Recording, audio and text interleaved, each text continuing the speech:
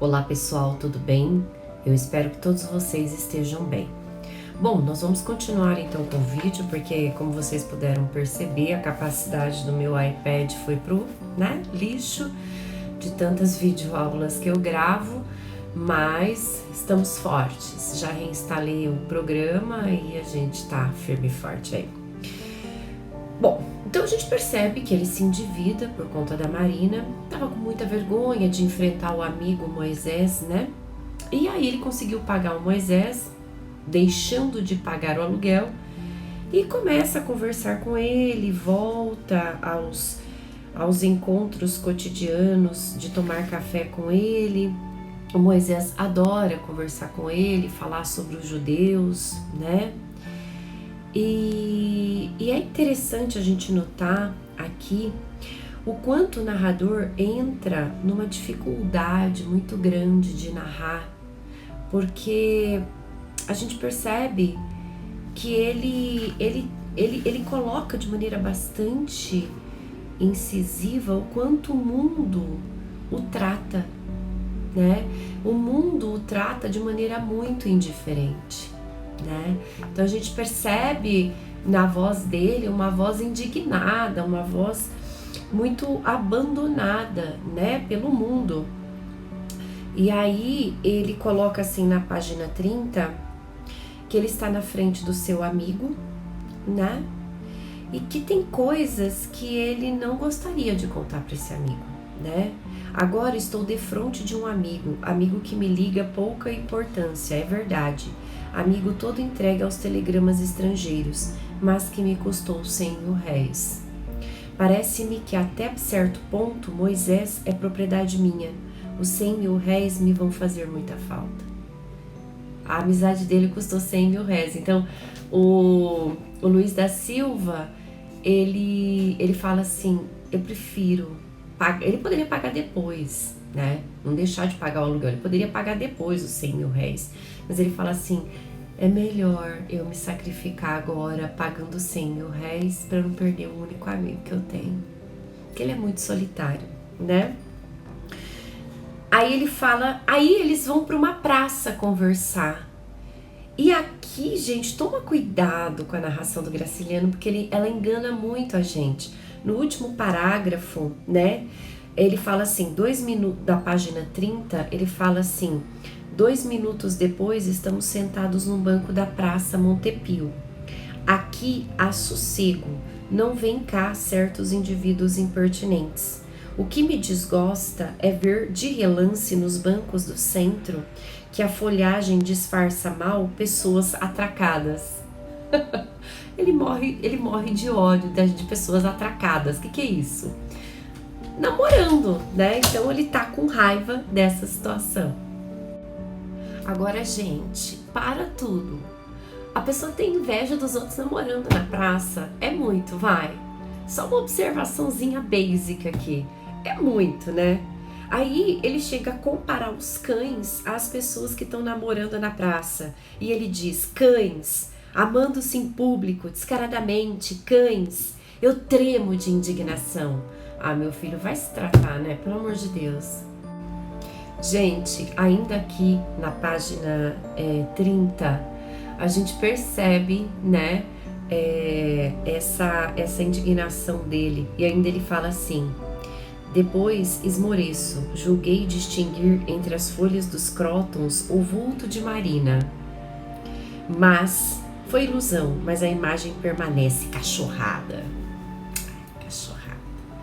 Ai, gente, sorry, né? Pessoa sem noção.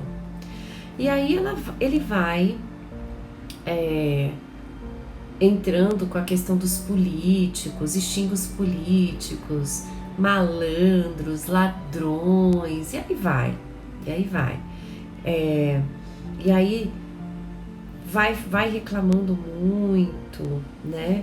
Vai falando da situação dele, gente, é como ele reclama, né? E aí ele vai contando pra gente como que foi a história dele, né? Ele vai falando que quando adolescente ele morou na rua, ele passou fome, né? E para sair disso, ele começou a escrever e vender os textos dele. Porque depois que ele foi para a escola, ele aprendeu muita coisa, ele lia muito e ele passou a escrever. E aí ele começou a vender os textos dele, e isso foi com que fez com que ele saísse da rua, né? É interessante aqui na página 32 que ele fala assim: eu escrevi muito atacando a República Velha. Escrevi muito atacando a República Velha, doutor. Sacrifiquei-me, endividei-me, estive preso por causa da ideologia, doutor. Afinal, para se livrarem de mim, atiraram-me este osso que vou roendo com ódio. Gente, isso é muito metalinguístico. Isso aqui é Graciliano falando de Graciliano. Isso aqui é livro falando sobre livro. Essa passagem é uma passagem muito metalinguística. É o Angústia falando do Angústia, né? É o livro falando do livro. Escrevi atacando a República Velha, doutor. Sacrifiquei-me, endividei-me, estive preso. Isso aqui é metalinguagem pura. É a coisa falando da coisa. E aqui a gente tem um forte viés socialista, né? Um forte viés socialista. Lembrem-se de que Graciliano foi preso por comunismo, né? E aí ele vai falando de como foi a vida dele, contando a história da vida dele com sacrifício, com sangue, com suor, com lágrima. E aí ele vai se comparando ao avô, e ele fala que o avô foi um cara muito diferente dele, que foi um cara destemido, um cara generoso, um cara que não tinha medo de nada. E a gente vai perceber uma coisa bem interessante. Sobre o avô, ele tem coragem de falar pro amigo, porque até então o amigo compartilhava tudo com ele, e ele não tinha coragem de compartilhar tudo com o amigo, porque a vida dele foi miserável, né? E aí ele falou: bom, vou falar pro meu amigo do meu avô. Só que aí ele fala assim: está aí uma história que eu narro com satisfação a Moisés. Só que ele não tá nem aí para isso, né? O que lhe interessa na minha terra é o sofrimento da multidão, a tragédia periódica das secas. Então o amigo dele, o que interessa da narrativa dele é saber sobre como as pessoas sobreviviam na seca, né, do sertão. Aí ele fala assim: a lembrança chega misturada com episódios agarrados aqui e ali em romances. Dificilmente poderia distinguir a realidade da ficção. Ele não consegue distinguir realidade de ficção. A memória vem totalmente distorcida para ele, nem ele sabe se isso realmente aconteceu. Então ele tá tão confuso, ele tá tão perdido, ele tá tão tudo, que ele não sabe distinguir realidade de ficção, né? Aí a gente começa a entender quem é Vitória. A Vitória é a mulher que trabalha na casa dele, que mora com ele. Ele chama de criada, né? E ele começa a falar sobre a Vitória. Então, olha que interessante os perfis problemáticos que tem esse romance, né? A Vitória tem 50 anos, ela é meio surda e tem um papagaio mudo. Essa mulher trabalha na casa dele, tá? E ela é surda, o papagaio é mudo, né? De vez em quando ele dá umas fugidas, ela corre atrás dele. E tem uma descrição muito poética dela, aqui na página 35, ele fala assim: Vitória só se acomoda depois de percorrer a vizinhança e encontrar o fugitivo. Pega então a parolar com ele, que não diz nada, que é o papagaio dela, né? Que foge. Quando se cansa, agarra o jornal e lê com atenção os nomes dos navios que chegam e dos que saem. Nunca embarcou, sempre viveu em Maceió, mas tem o espírito cheio de barcos. Dá-me frequentemente notícias deste gênero. Ela é uma mulher que sempre quis ir embora dali. Ela é uma mulher com espírito cheio de barcos, né? Então, o que acontece? Ela nunca saiu dali, mas ela sabe, ela pega o jornal e ela sabe todo mundo que vai viajar, todos os navios que vão sair, todos os navios que vão chegar, né? E o que é mais interessante aqui na Vitória é isso aqui. Gente, a Vitória enterra no fundo do quintal o ordenado dela. É mole? Não, vocês não entenderam errado. Ela pega todo o salário dela e ela enterra. Totalmente. E ela fica cuidando daquele lugar ali. Fica mexendo a terra, uma coisa quase que sórdida, né?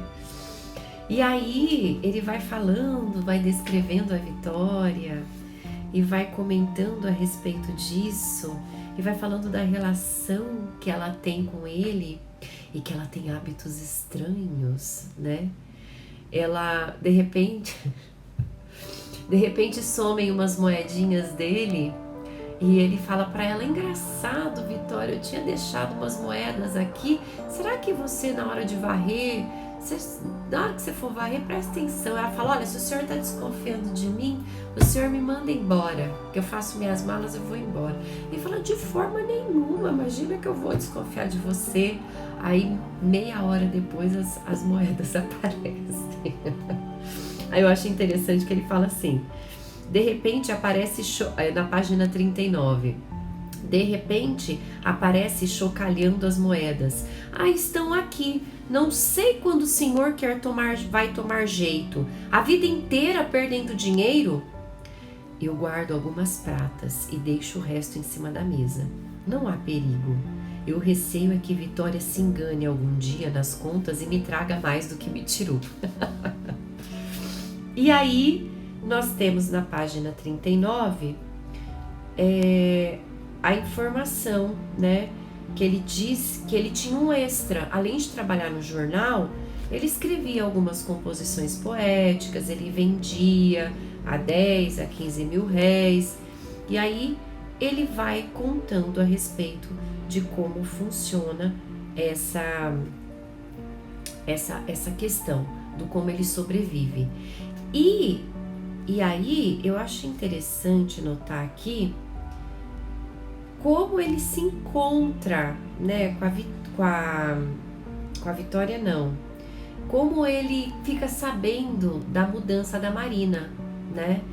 Porque ele começa a dizer pra gente que há 1 ano, né, mudou uma família pra lá. Então ele conheceu a Marina há 1 ano, tá? E aí ele começa a perguntar, porque ele começa a ver uma moça loira ali andando. E assim, as casas, gente, são muito uma do ladinho da outra, são muito próximas. Então quando ele vai ler debaixo da árvore, ele vê a Marina cuidando das rosas e tudo mais, né? E o que é interessante a gente notar é o seguinte: a Vitória, ele pergunta pra Vitória, fala: Vitória, quem que é essa família? Uai, não tinha uma senhora que morava aqui? Ela falou: ah, morou, mas ela já morreu, agora é uma família que tá aí, né? E ele ficou totalmente encantado pela Marina, completamente encantado por ela. Tanto que os amigos foram visitá-lo à noite e ele não consegue se concentrar, né, no que os amigos estão falando. Eu acho interessante notar como ele quebra essa questão temporal, né? Ele fala assim, na página 42, final da 42, apesar destas desvantagens, os negócios não iam mal. Isso naquela época, há 1 ano, tá? Inclusive antes dele conhecer a Marina.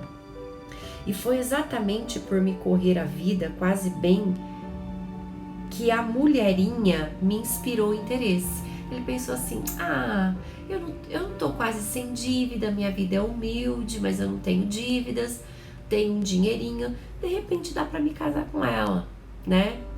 Novidade, pois sempre fui alheio aos casos de sentimento. Trabalhos, compreendem? Então aqui ele estabelece uma conversa com o leitor. Ele fala assim: olha, eu nunca fiquei pensando em sentimento, em casamento, por causa do trabalho, entende? Sempre tive que trabalhar demais. Trabalhos e pobreza. Trabalhos e pobreza. Às vezes o coração se apertava como corda de relógio, bem enrolada. O rato roía minhas entranhas. De novo entra essa questão do rato que a gente conversou, né? E de repente tem uma quebra temporal. Nesses últimos tempos, nem por isso. Antigamente era uma existência de cachorro. As mulheres tinham cheiros excessivos. Aí o que acontece? Ele sai de um ano e ele vai mais para trás. Aí ele vai lá falar de quando ele morava na pensão da Dona Aurora. Então, ele fala dessa questão de um ano e agora ele vai embora, lá para trás, né? Vai falar de quando ele morava na pensão da Dona Aurora, que um rato roía-me por dentro, né? Porque, basicamente, ele queria ter uma namorada, mas ele não conseguia, ele se engraçou com a neta da Dona Aurora, ou sobrinha da Dona Aurora. Não, foi neta. E aí ele resolveu levar a Dona Aurora e a neta dela pro cinema. Enfim, ele só se deu mal, porque ele só gastou dinheiro e não quis nada, e a menina não quis nada com ele, né? Quer dizer, ele voltou a um passado remoto para poder falar a respeito de uma questão sentimental que nunca deu certo com ele, né? Aí, o que acontece? Quando ele fala dessa questão sentimental, porque quando ele viu a Marina, que é essa vizinha que se mudou do lado da casa dele, ele ficou super interessado. Isso há 1 ano, né? Ele começa a voltar a memória para outras mulheres que ele teve. Então ele se engraçou com a neta da Dona Aurora, não sei se sobrinho ou neta, enfim, tô ainda em dúvida aqui. E ele começa a falar das experiências sexuais dele, né? Então aqui na página 44, ele fala que ele conheceu uma moça muito livre, né? Uma moça muito livre do cavalo morto. E ele fala que ela era uma mulher muito escandalosa, né? E depois ele fala de uma lembrança de uma alemãzinha bonita, aberta, que era uma prostituta, e que ele se relaciona com ela. Enfim, a ideia de se envolver sentimentalmente com a Marina fez com que ele buscasse essas recordações, às vezes boas, às vezes ruins, né? É neta da Dona Aurora. Então, às vezes, ele pensava na Berta, que é a prostituta, né? Na neta da Dona Aurora, que é uma vigarista, que não queria nada com ele, e na rapariga do cavalo morto, que é essa moça que era livre, né? E que ele considerava escandalosa, né? E aí ele fala que ele passa uma noite imaginando cenas terríveis com ela. E na página 48 ele fala assim: afinal, para a minha história, o quintal vale mais que a casa. Era ali, debaixo da mangueira, que, de volta da repartição, me sentava todas as tardes, com um livro. Foi lá que vi Marina pela primeira vez, em janeiro do ano passado, e lá nos tornamos amigos. Agora, gente, que mania que ele tem de ficar comparando as pessoas com bicho, né? Na página 49 ele fala assim, ó, no final do primeiro parágrafo: frívola, incapaz de agarrar uma ideia, a mocinha pulava como uma cabra em redor dos canteiros e pulava de um assunto para outro. O que me aborrecia nela eram certas inclinações imbecis ou safadas. O que acontece aqui? Ele fala que Marina era fútil, né? Que ele se apaixonou por ela, que ele achava ela era uma menina, né? Fazia com que ele sentisse coisas. Então, ele se apaixonou, mas não aguentava ouvi-la, né? Porque ela só falava porcaria. Então, ela era uma menina frívola, uma menina fútil, que só pensava em dinheiro, que só pensava em ostentação. E aí, eu queria chamar a atenção de vocês que o narrador achei assim com uma veia no patriarcado, uma coisa incrível. Até então achar a menina fútil, ok, até a gente acha também. Mas ela começa a falar assim, puxa, eu adoro a dona Mercedes lá da igreja. Ela começa a vangloriar, porque eles conversam muito, né? Eles são vizinhos, ele tá sempre lendo ali debaixo da árvore, ela tá sempre mexendo nas roseiras. Então, quando ele não puxa papo, ela sempre puxa. Aí ela fala, por que você não compra um smoking? Você sai pra trabalhar tão mal vestido?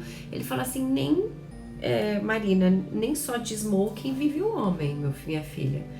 E aí, eles vão conversando e ela fala de uma tal de Dona Mercedes, que a Dona Mercedes vai muito bem vestida na igreja, que ela é muito bonita, que ela tem um vestido maravilhoso, as luvas maravilhosas. Ela fala muito bem da Dona Mercedes, né?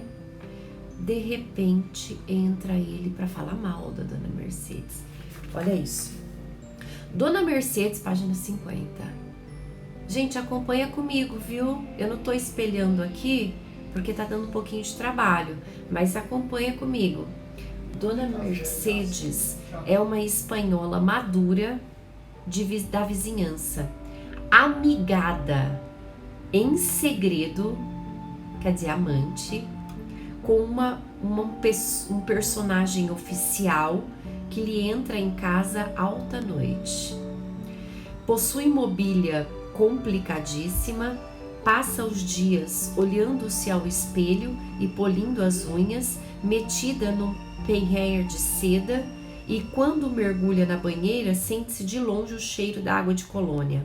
Marina admirava-a com exagero, arregalando os olhos. Ai, Dona Mercedes é linda, parece uma artista de cinema. E eu aperreava. Que tolice, você elogiando uma tipa ordinária, uma galega de arribação que ninguém sabe de onde saiu. Vejam que miolo e que tendências. Eu, se não fosse um idiota com fumaças de homem prático, lido e corrido, teria cortado relações com aquela criatura, quer dizer, com a Marina, só porque a Marina estava achando a mulher bonita, bem vestida, né? Admirar uma estrangeira que vive só, tem filha no colégio, sustenta marido ausente. O que ele tem a ver com isso? Não, para. O que ele tem a ver com isso? Me conta.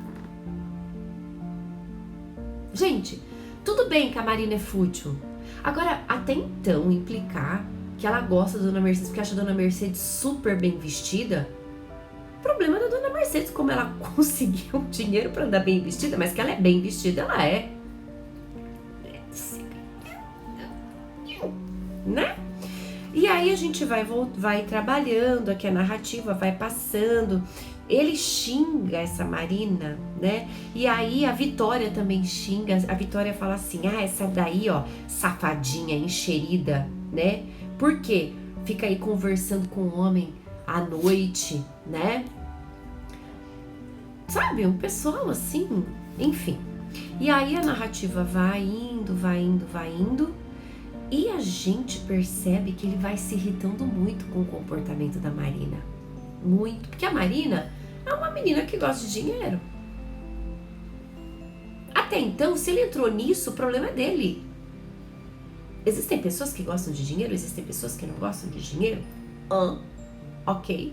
Então, o que acontece? E aí ele começa a se irritar com a Marina, e aí no final aqui daquela parte da 53, para o diabo, aqui eu me preocupando com aquela burra, unhas pintadas, beiços pintados, biblioteca das por favor, sabe, acaba na Rua da Lama, sangrando na Pedra Lípis.